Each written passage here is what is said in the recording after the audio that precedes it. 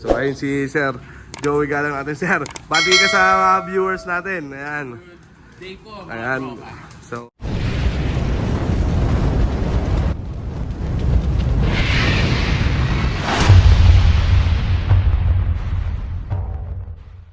yun mga tropa, nandito ulit tayo sa loop ni Sir Joey Galang sa Angeles City, Pampanga.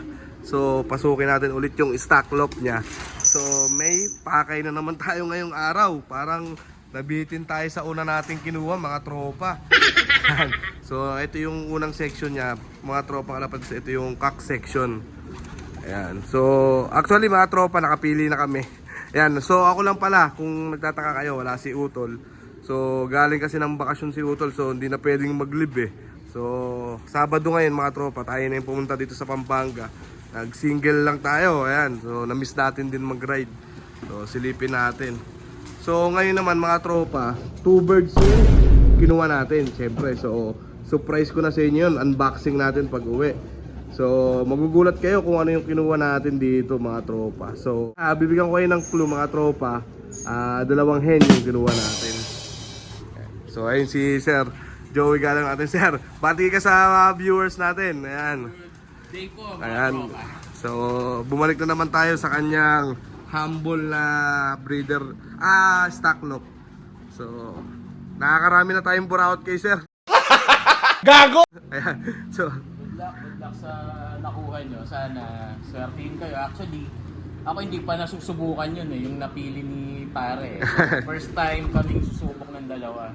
Sa isang of color yung nagustuhan mo. ayan o.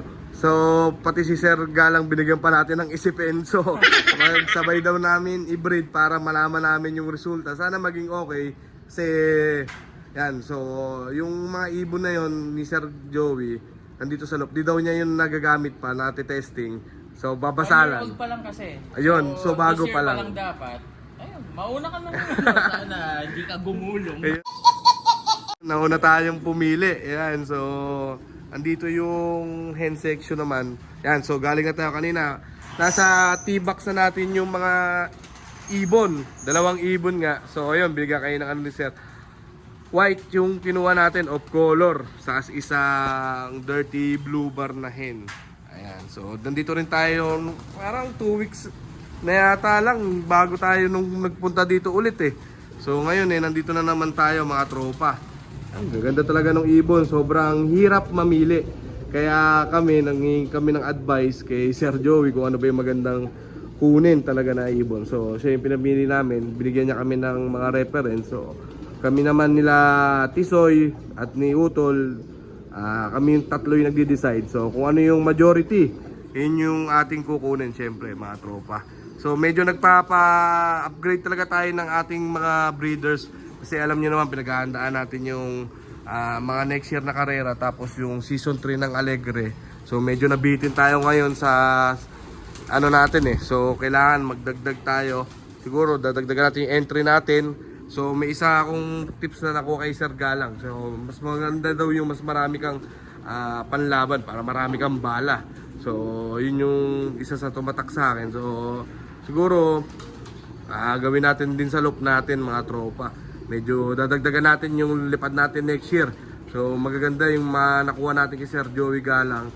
So siyempre breed na natin yung mga tropa. Yan. So babiyahe pa tayo, pauwi. So solo flight natin ngayong araw mga kalapatids. Ayan, so wala na yung si Utol at si Boss A. Ayan, so the next day. mga tropang kalapatids, welcome back ulit dito sa ating YouTube channel. Ayan, so kung nakita nyo, nandun ulit ako sa loop ni Sir Joey Galang, no? Sa stock loop pala mga tropa sa Angeles City, Pampanga. So solo flight tayo kahapon dun mga tropa. At nakita nyo rin sa reels ko na may kinuha tayong ibon. So 2 hen mga tropang kalapatid, sabi sa inyo, unbox natin. So ngayon na yun, kinabukasan na to mga tropa, medyo na late na tayo ng uwi kahapon, medyo traffic pala sa MacArthur. So ngayon na natin i-unbox yung 2 hen na nakuha natin mga kalapatids kay Sir Joey Galang. So ipapakita ko sa inyo, nandito na sila, 2 hen mga tropang kalapatids. Pero hindi lang 2 yung inuwi natin mga tropa. Nagkatotoo yung niloloko ko sa Sir Joey Galang. kung bibigyan tayo ng gift bird, yun mga tropa, binigyan talaga tayo. Ang galing! Ang galing! So, maraming salamat talaga kay Sir Joey Galang ng Galang Brothers. Sobrang bait kausap mga kalapatids. So, ito yung una natin, mga tropa. Yun mga kalapatids. Yan mga tropa, nakita nyo. Off color yung nakuha natin. Isang red grizzle. Ayan. So, may tuka lang mga tropa. Ayan, may tuka yung ano niya na magkakonti mga kalapatids. Dahil barako yung gift bird sa atin ni Sir Joey Galang. So isang maliit na T-box lang yung dala natin kasi nga 2 birds lang naman yung kukunin natin.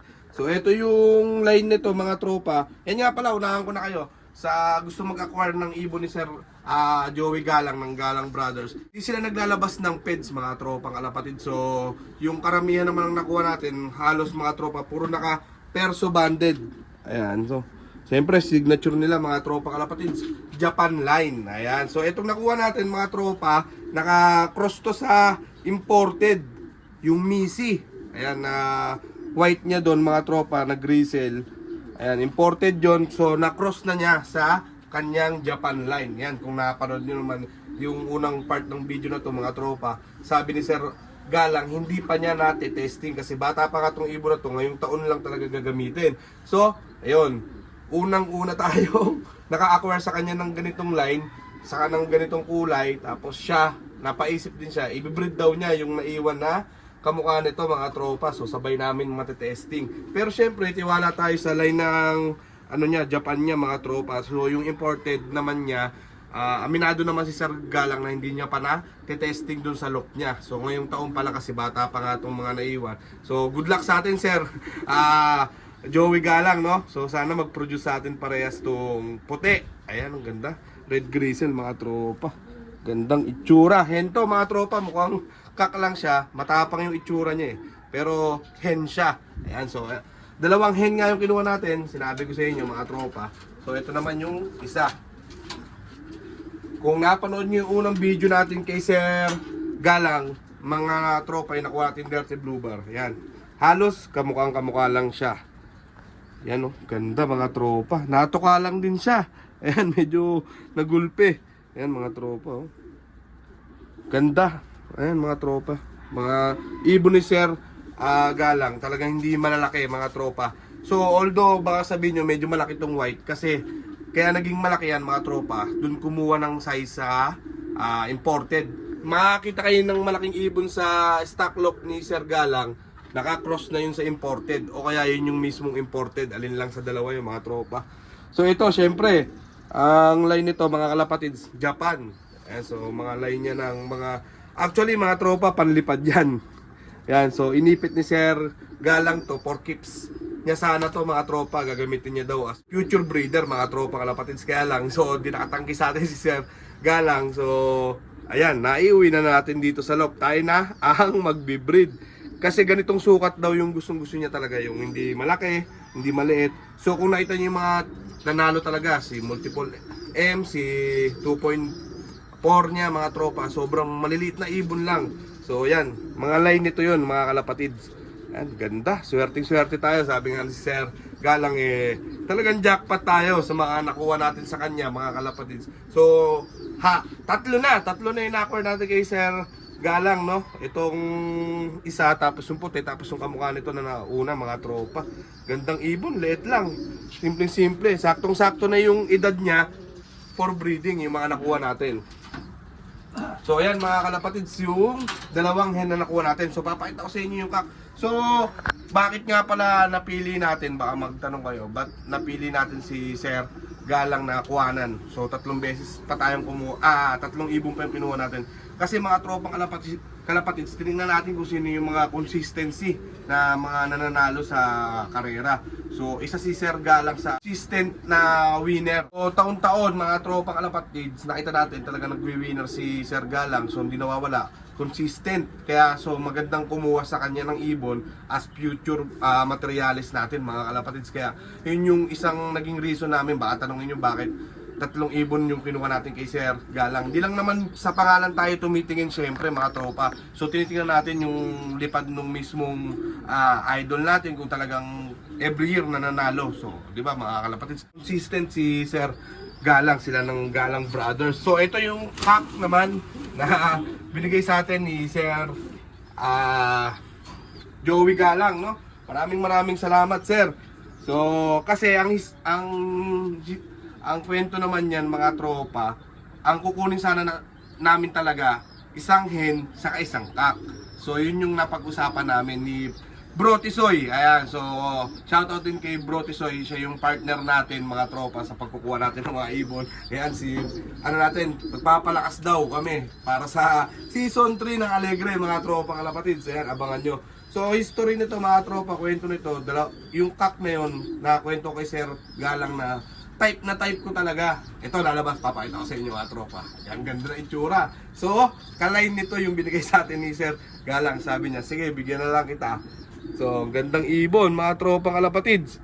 Ayan, no?